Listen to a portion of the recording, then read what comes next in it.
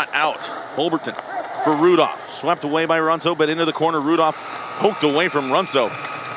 That's going to draw an end to the period as more pushing and shoving as Runso got thrown into the wall late by Holberton. And that's going to draw more physicality as it's going to be Rudolph.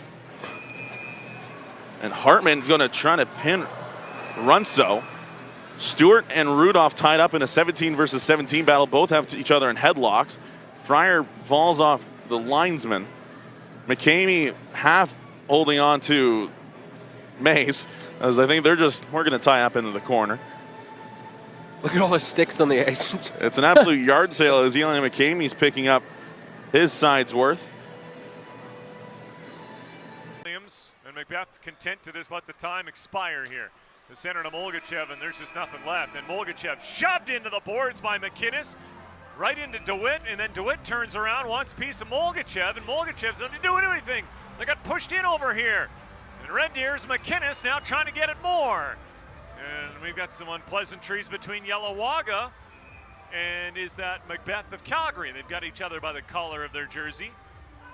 This all innocent because McInnes throws a hit after the horn on Molgachev. And we'll see if the officials see it that way and give Calgary a power play to start the third. But Red Deer has played this way from the puck drop. They have been aggressive, extremely aggressive. Botel, left wing side, Harsani, a shot, it's stopped by Simcoe.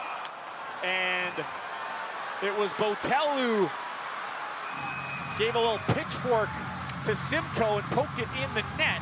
He's going to get a penalty for it as well. Oh, and Oil King might get one here too. Alkos and Olsen are wrestling to the ice. Well, there's certainly no love lost here between these two clubs.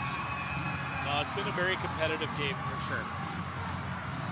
Even dating back to last year, I remember these two were fierce, that's for sure.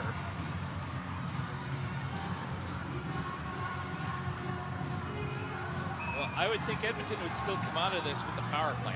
I think so. It's going to be even ups for the big man Mertka. Cooper finding the loose puck, chipped off the wall. Offsides Victoria, and a bad hit from Mertka there on Roan Woodward's going to draw a crowd. Luckily, Roan Woodward back up on his feet as Mertka throws Woodward down from behind as the whistle went, and that's going to be a big penalty. And the Royals will go to their first man advantage as more pushing and shoving. Landon Young tied up. And we're going to head to a short break here after we sort out all the extra shenanigans. We'll be right back. Victoria Royals hockey here on Victory Plus.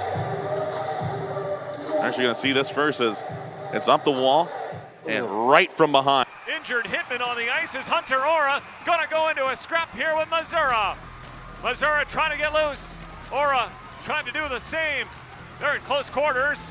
Ora now in a headlock, and he and Mazura go to the ice.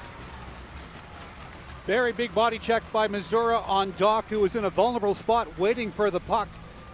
Ora tangles up with him. This is where you got to be careful if you want to go retaliate. Do you get an instigator penalty? Do you put your team down a man? Ora, well, Missouri is a tough customer, so Ora really. And Olsen knocks it down, pushes it into the Edmonton zone. Harsani, right wing circle. Harsani cutting to the net, a shot. That one stopped by Simcoe. Rebound, it's pounced on by the Oil King netminder, and a scrum ensues. Smith and Harsani, a little bit of pushing and shoving. A minute ago I was saying I don't know if it's animosity between the two teams or just the way they like to play. There might be some animosity growing now, some genuine dislike. As the linesman has to try and pry Smith and Harsani apart. I would assume they'll head to the penalty box.